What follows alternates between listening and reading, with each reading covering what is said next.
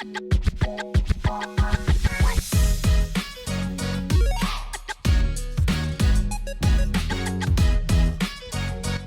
everybody, and welcome to the show. I'm James, that's Katie, and that makes this another The Last of Us bonus episode to talk all about what might be the saddest thing I've ever experienced on TV. Kate, welcome to our episode 3 recap. Have you recovered? No, I have not recovered either emotionally or on the scoreboard because we're still keeping track. And The Last of Us is now, we were tied last episode, but they're now up a point on the 2-1 have I cried throughout the episodes watching this show. Well, you know, there's an odd number of episodes. The tie will be broken at the end, or if necessary. It'll be interesting to see if the show can defeat you in terms of how many times you'll cry. But yeah, welcome to the show, everybody. This is, of course, our little bonus series to recap The Last of Us. And today we're going to talk all about episode 3, the one with Bill and Frank. That's right, not Bill and Frank in the past tense, Bill and Frank in the current tense, at least for part of it. And what an episode it was. So we'll talk all about that. Of course, if you want to join us for our regular content, we are usually a video game podcast. We come out every Tuesday, talk about the games we're playing, industry news, all the fun stuff we want to talk about every single week. So check that out if you want. But today, like I said, is a recap for The Last of Us. So let's just get right into that and talk about, we left off last time when Tess had just valiantly made a big sacrifice, blown herself to smithereens and saved saved Ellie and Joel for the moment from that big horde of zombies. And now we find Ellie and Joel on their journey to go and meet Bill and Frank and get their assistance. So that's where we pick up with them. And honestly, most of this episode is not spent with Ellie and Joel, which is a nice little change of pace, I found. We get to spend a lot of time with Bill and watch how he is surviving the pandemic and what happens with him. And man, like just from the beginning, what a performance. Bill Offerman is like the perfect Bill. He's cast just as well as Ellie or Joel or anyone else, in my opinion. He was phenomenal this entire episode.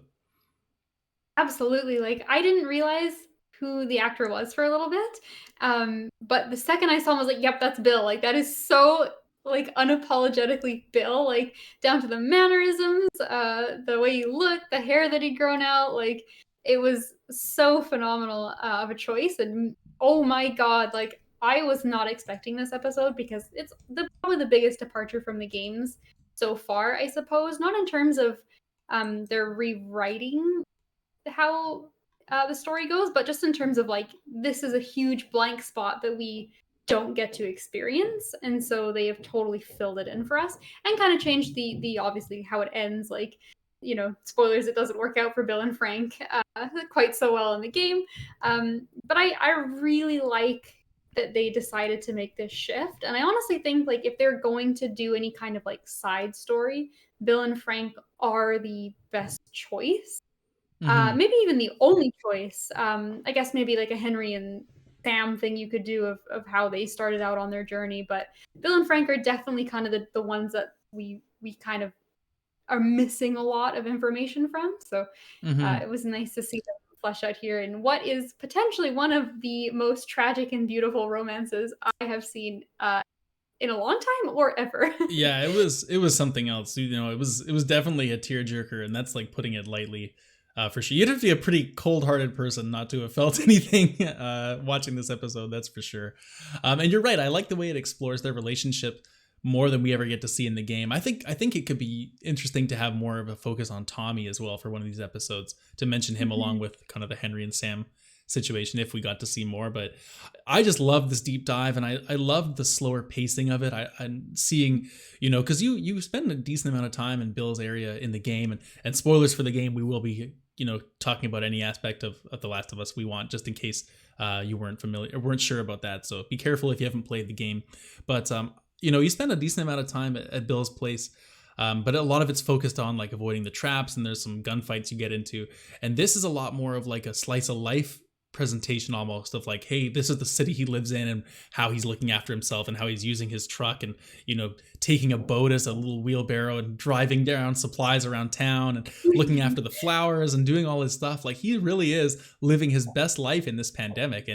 and you get to learn he's a bit of a disaster prepper and some of his weird quirks. But he's, at least to start this episode, and the way that he kind of is portrayed, he's succeeding more than anyone else in this whole situation, living in his little idealistic life. And then quite early on, you get to see what happens with him and Frank shows up, and his distrust at the start, and he'd just been shut away for so long, I guess, that it's interesting to see how he comes around to being with another person.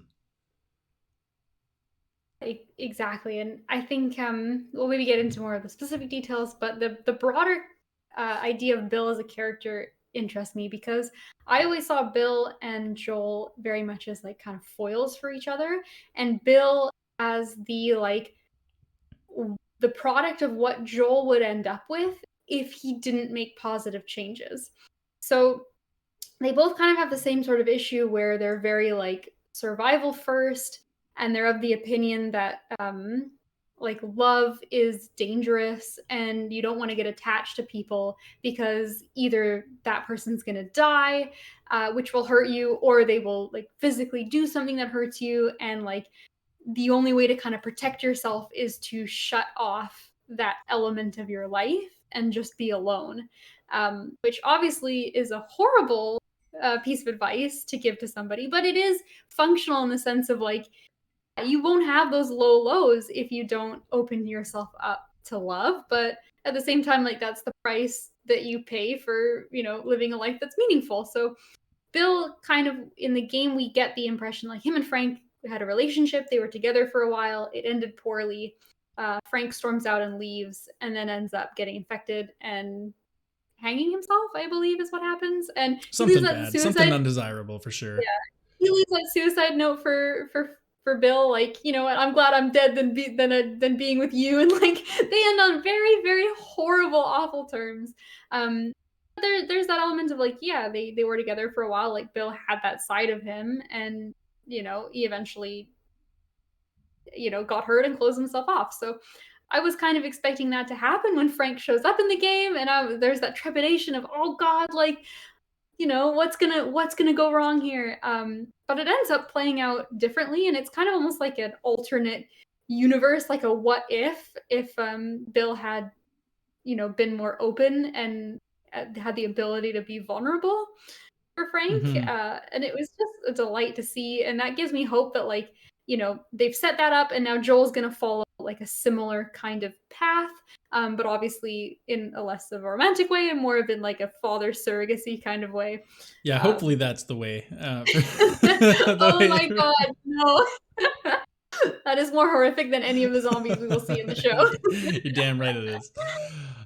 Yeah, it's a slow burn with their relationship at the start too, and obviously there's like a feeling out process, and it's just like that shock of having run into someone else and not shot them immediately, I think, right? Because that's the stakes of this world. And even like sneaking up, Frank originally falls in that hole, and like, it's one of Bill's many traps. And the way that Bill approaches and is like, so hesitant about having the gun on him and all this stuff. And it just shows like his growth by the end of the episode. You're right. It's just something else. And it's a mirror of what you hope happens with Joel as they continue to go forward.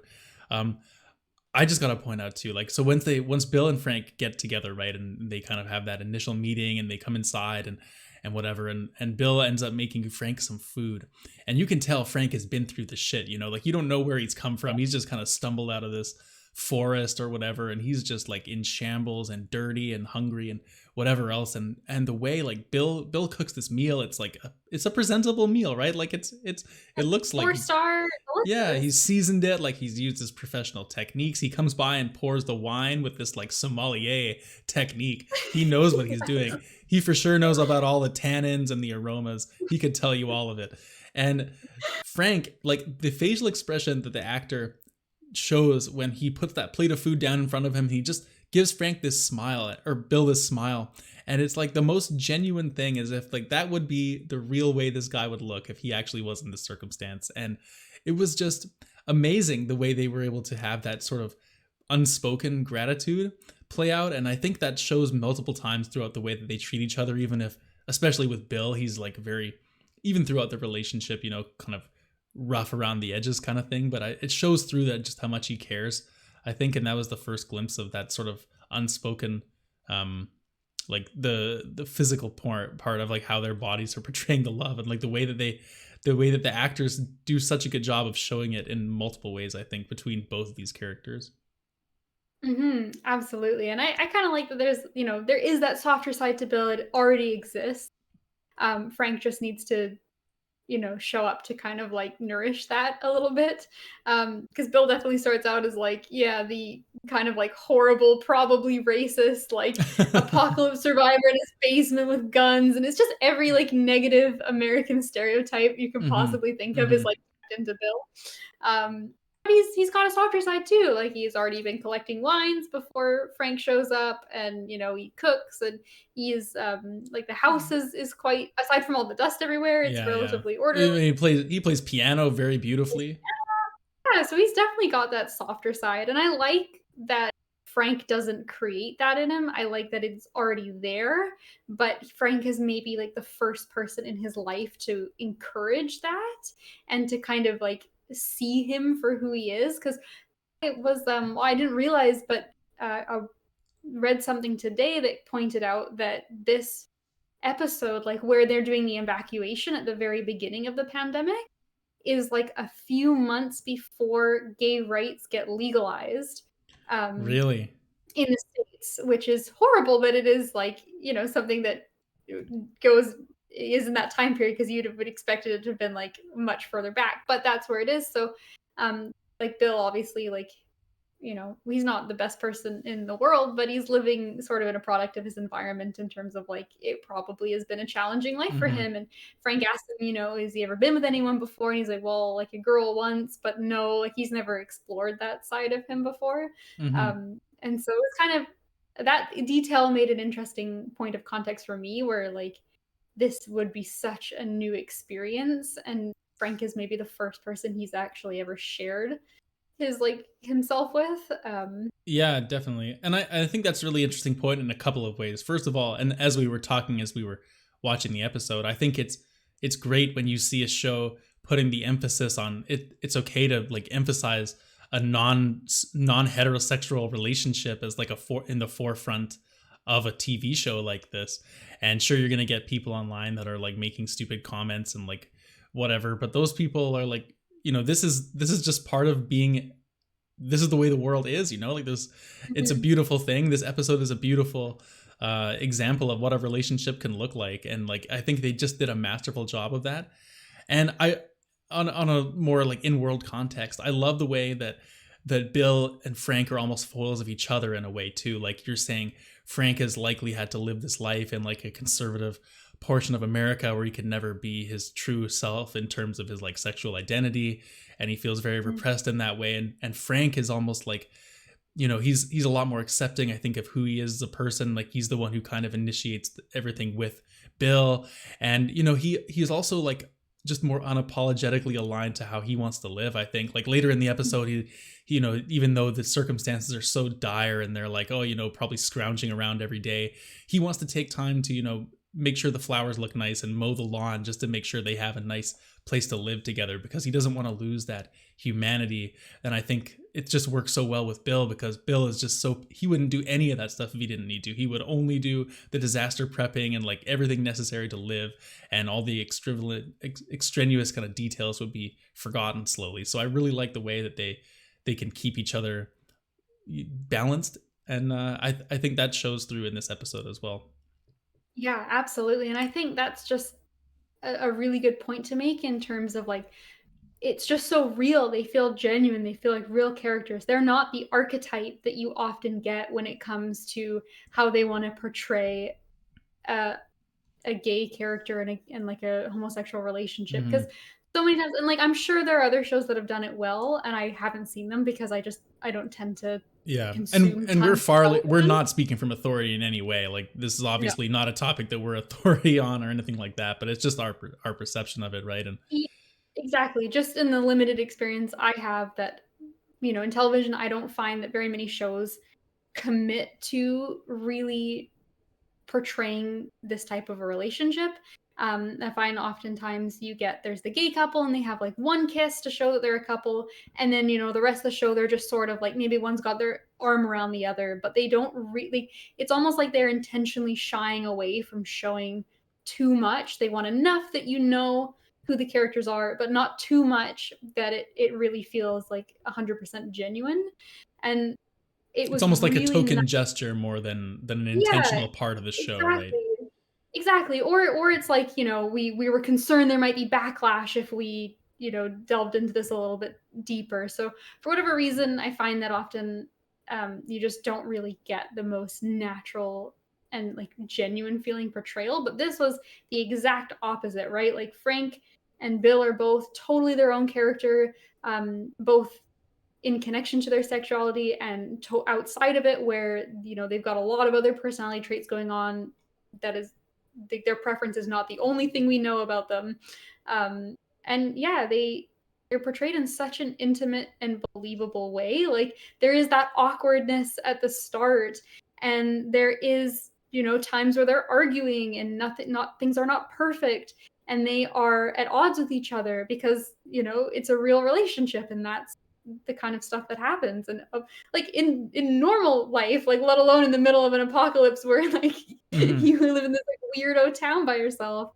In this And then the other weirdo town by yourself. it's so weird. But then they also have moments where they are quiet and intimate, and like them sharing those strawberries together and laughing, and I it's love that just so. strawberry scene. Oh, Oh my it god. was so touching. And even just little things like Bill is not in as good a shape as Frank, so Frank's getting him to run, and Bill's like, I can't, like I want to stop. Frank's like, come on, like one more block. And it's just so many little like real life moments that the characters got to share, that almost kind of takes you out of how horrible and sad and depressing the world is, and does a good job of having some levity in terms of like there's still a lot worth living for, there's still a lot of beauty in the world, things are worth it, and it's all going to crumble down at the end of the episode, but that's It okay. sure is. That's what I was gonna say. Is like this episode for sure, in my opinion, had, although the ending was extremely dark, like depressing and like heartbreaking, I think overall this episode did have the most moments of light throughout the show so far. I mean, I think back to, there's the one scene where Tess and Joel and Ellie and them are not really a huge focus in this episode. Well, Tess blew up, but she comes back for one scene. She comes back and it's a meeting they'd previously had where it's like Bill and Frank, and then Joel and Tess had come by for, I guess they're setting up some kind of smuggling route or like some kind of deal, No right? way. It's totally a double date, which is Yeah. hilarious. It's like this the weirdest, most interesting double date. You'd love to be a fly on the wall if it was under regular circumstances, but yeah, they're setting up some kind of deal, and Frank is just so charismatic with the guests, and he runs inside and he knows Frank isn't going to want to go along with whatever, I forget what he proposes, but he just goes along and runs away, and you can tell Frank is just kind of fed up, or Bill is kind of fed up, and at the same time Joel is kind of sitting there too, and you can tell he doesn't really necessarily want to be there. He's just trying to get the deal done and go on with his work because he just needs to get his job done. That's what he's doing. And this relationship they have, there's something just so funny about it. And when they're sitting at that table, like having a glass of wine, and like this, the last thing that you can tell, especially Bill wants to do, is sit there and engage with Joel, and Joel just knows how to twist his little buttons. And what's that? Phil's got his gun on the table for part of it. Frank's like, put it away, like as if like he's just got some like annoying It's his habit phone, that right? And as if it's his like, phone, he's texting. yeah, Or something. exactly. But no, he's like got a fucking gun on the table pointed at Joel for half the lunch. It's horrible. It's amazing, right? But yeah, it was a cool scene to see that, and I think you also find out that Bill's the one sending the radio signals as well. So like when Tess was looking at that, or when Joel was listening to the '80s music in the first episode and knowing if things were safe or not, we find out that Bill was the one giving him those transmissions, which I think is the same as in the game if they have some kind of connection, but I can't remember for sure. Either way, it's a cool little detail to call back and just make this world tied together and fill in one of those tiny little plot holes that someone could pick apart if they should so choose to do. But yeah, that's kind of where the only time you really see Joel until the very end of this episode, because after this we go back and just see more of Bill and Frank's relationship and how they kind of get older, and they get into some of the events of their life, I guess. And the one scene that I really liked as well was, which is a little Easter egg towards the show, was later on you see, and I think there's some raiders coming in, or is it zombies or raiders that are coming? Raiders, yeah. And you see Bill, and he's just standing in the middle of the street. Like Frank wakes up at night and there's an alarm or some explosion going off, and he's worried. And Bill's whole thing is like, Frank came into my life and I need to protect him because I love him. And he's just in the middle of the road with his sniper rifle. Like, he's in the game, there's a big sniper scene and you can't really fight in the same way. And so you just see him like standing in the road, no regard for his own safety, just like firing at these guys, and all in the name of keeping Frank safe. And it's just so valiant. And, there's some drama there too when he eventually gets shot. And there's that whole scene's a bit of a scary one too, I'm sure, if you haven't seen the game, because you're going to think in that moment, like, man, Bill's going to die, right?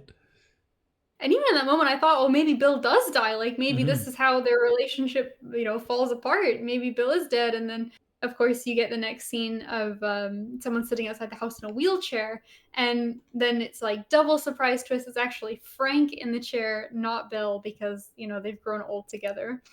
And then this is where you prepare the tissues, this part of the episode, because of course they go inside and Frank is, got some kind of disease or some condition that he's suffering from, and his mobility is limited, and Frank's cutting his food for him, and they're old and they're frail, and the garden's no longer taken care of, and the houses in the town are now like the paint has been chipped off, and they're just sort of at the end of their days. And the last day that they plan together and they get married and they have the dinner and the wine, and oh man, like it is just so incredibly tragic but also so loving and beautiful at the same time.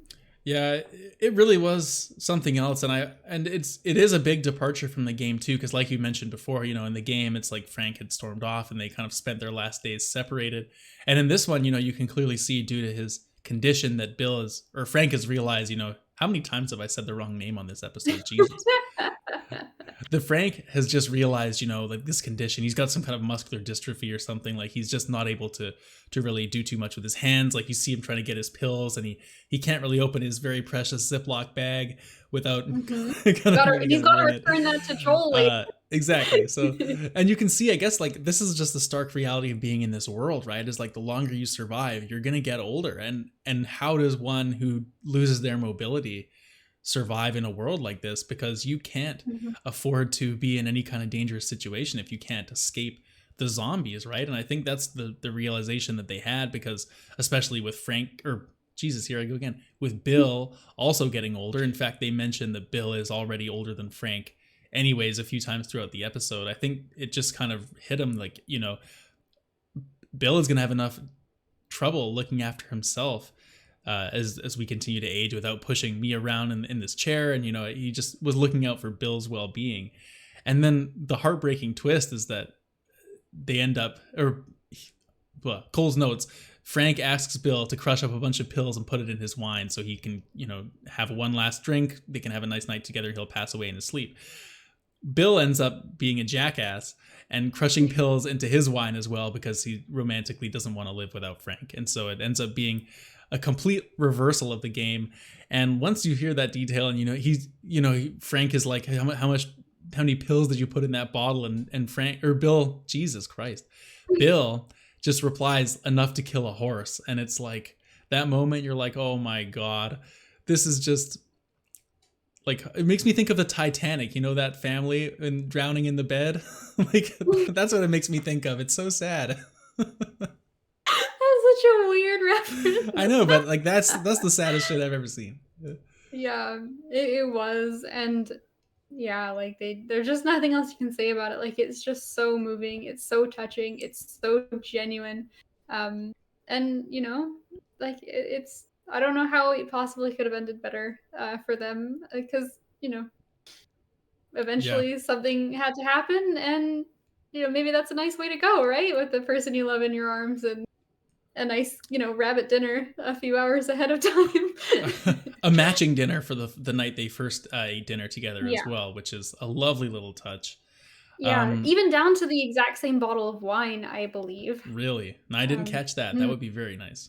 Very nice. I mean, you I can't say they believe didn't so. do it right, at least if they needed to go out that way. It's better than becoming a, better than Tessa's fate, that's for sure. Yeah, absolutely. If I had the option of the two, pretty easy one. So yeah, I think that's Bill and Frank. Mm-hmm. And if we've survived through talking about that a second time, um, I think there's some Joel and Ellie, a little bit of Joel and Yeah. Ellie we get in this episode too. We can maybe rapid go over. Yeah. Um, so they do the smuggling at the Cumberland farm, which has the arcade cabinet that Ellie wants to play Love to see desperately, it. You some love to Mortal see it. Kombat. So that's a ton of fun, and obviously like a great reference to the Ellie DLC, where she desperately wants to play another arcade cabinet.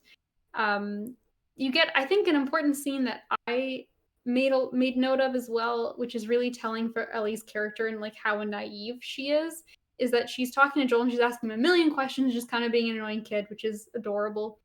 But she asks him about a scar he's got on his Mm. head, and Joel says, um, and he doesn't want to tell her what it's from, and she's kind of giving him a hard time, like, oh, I bet it's something really boring, like you trip down the stairs or whatever.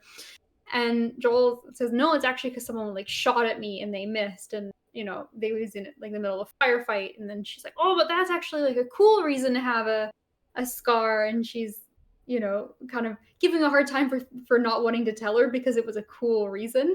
And Mm-hmm. it's such a part of Ellie's character where she is the naive one. Like we talked about this in episode 1, where she's kind of, marveling at things that seem normal, and she's only ever lived in this post-apocalyptic world, and so she doesn't have a concept of what life was like before aside from what she's read in various books. And so it's just such a kid thing, to think that that's a cool reason to have a scar, like totally not understanding the ramifications of what that kind of situation means and how horrible that would have been for Joel at the time.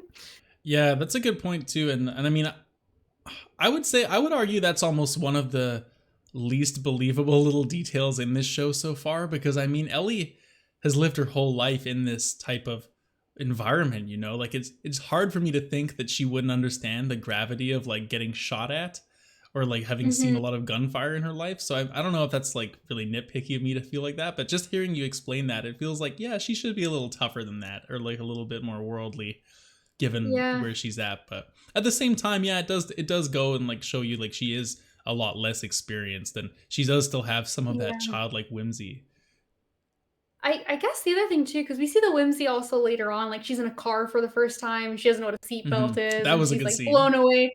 Yeah, she's blown away being in a car, and like, She's there's like, the it air. looks like a spaceship, and then Joel's like, Yeah. no, it's a piece of shit, like Ford F-350 or whatever it is. Yeah, that was a good line.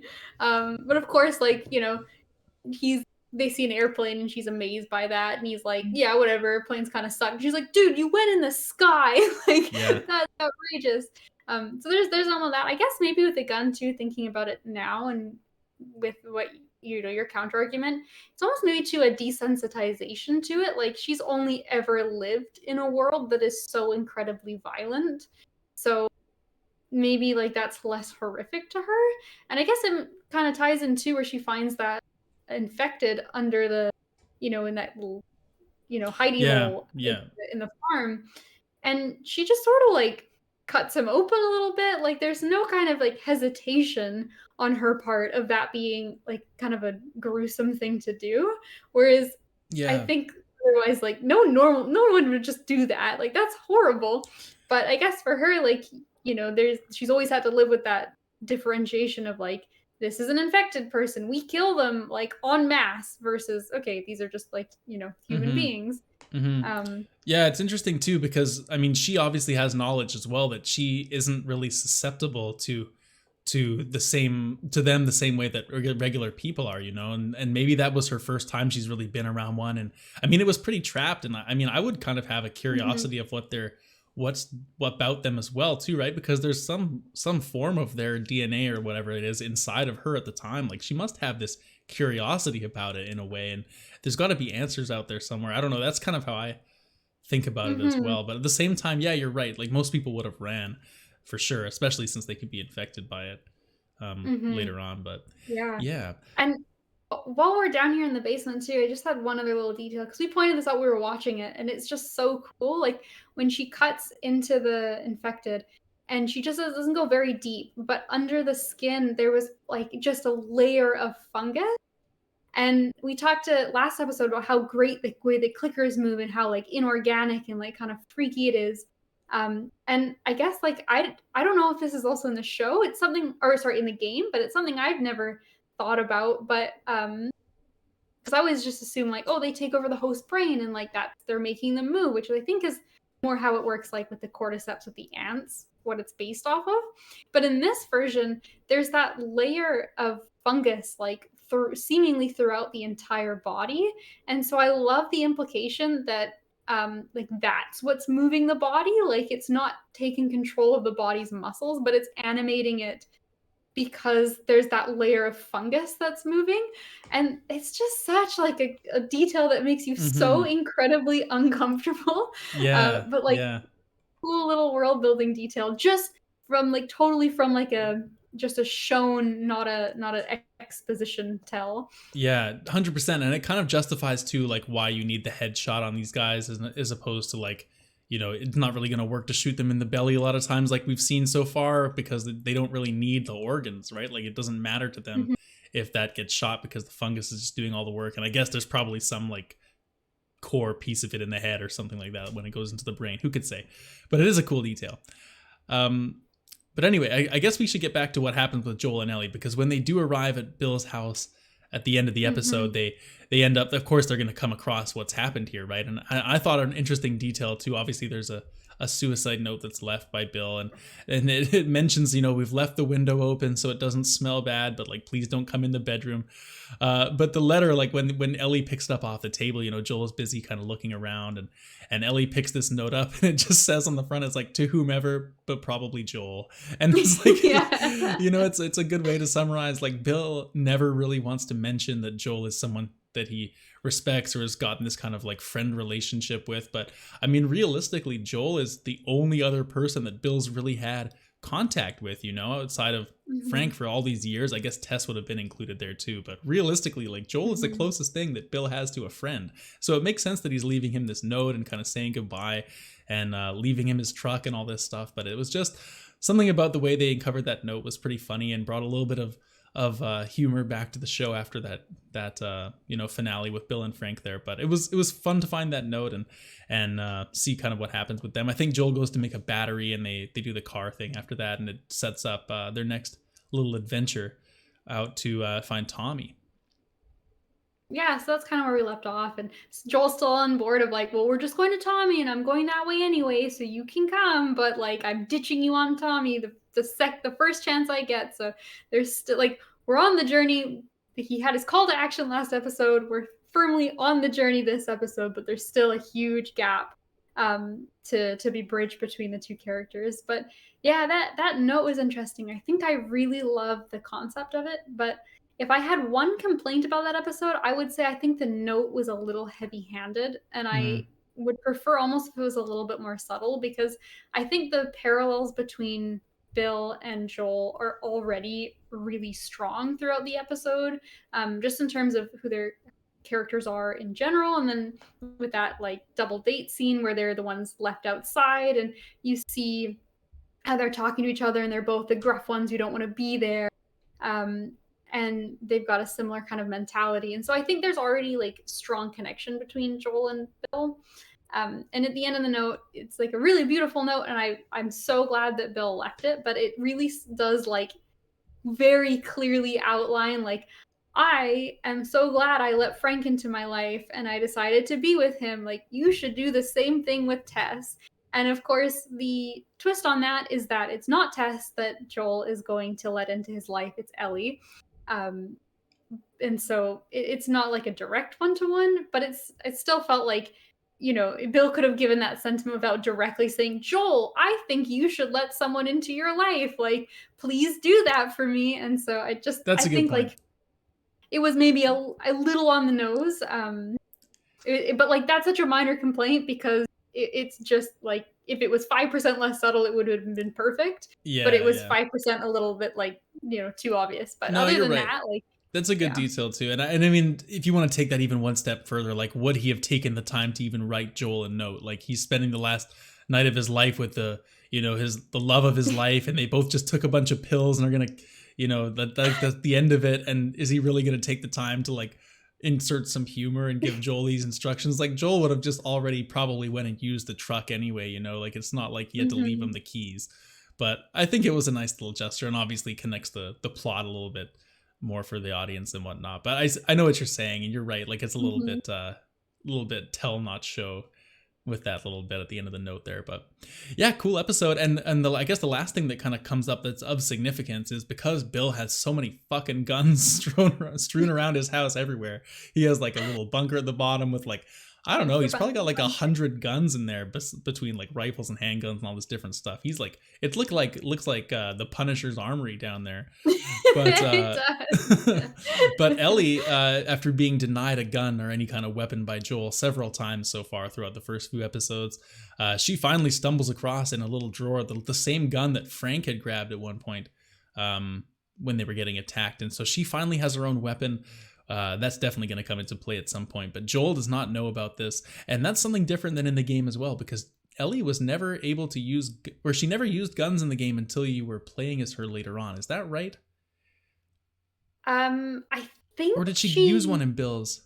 she uses one, I think in one of the sniping sections or Hmm. something. She definitely does use a gun, but it's explicitly only when Joel gives her one after having denied her for a long time. So, yeah, this is an interesting detail, which is, it's a relatively just small thing that gets, sped by pretty quickly, but yeah, that's a different dynamic because Joel giving Ellie a gun in the game is very much like a symbol of like I respect you and I trust you kind of thing, whereas before like she saves his life at one point and she's like, well, I could have had a gun this whole time and been helping you, and he's like, no, like I'd rather you don't shoot me, and like he's just very against it. He doesn't trust her, so giving her a gun is a relatively like important moment, whereas in this one she has just stolen a gun kind of under his Mm-hmm. nose. So it'll be interesting to see like how that plays out and what kind of conflict that creates, because yeah, Dad Joel is going to be really mad. Yeah, he'll be Mad Dad Joel then. I guess you could say it'll be interesting to see. I mean, it's one of those subtle little changes, right? And I appreciate them adding that kind of thing in because, I mean, for us, like, not that I was gonna watch this regardless, but it is enticing for those of us that have played the game to have these little changes because it just spices it up that little bit, and you can't always be exactly sure what's gonna happen. You're always looking out for like, will this end differently than I'm expecting? And so it's a nice little bonus for us that way, I guess too. Um, yeah. Just an extra little point of tension of like, you know what, there's going to be a payoff for this at some point, another little detail to put in the back of your mind. And if you're not at least a little bit stressed at all times watching this show, you're not watching the show. Exactly. Pay more attention. Oh man. Anything else from episode 3 of The Last of Us, Kate, or is that gonna do us I for this one? mean, that was a good one. I guess the only other thing we can say at this point now is pose a question to you. If you had to pick a favorite episode so far, do you know Yeah. which one it would Tough be? call. Tough call. I mean, I think it would have to be this episode if I had to be honest. Like I just loved the every moment spent with Bill and Frank. I think was just a treat. And I mean, the first episode was really cool, but I think it was almost more of like, hey, let's meet the characters type of thing. And I found this one to be more exciting than the second one for sure. But I mean, the series as a whole has just been phenomenal so far. But I think this most recent one was my favorite. But how about you? I feel like you're probably the same, right?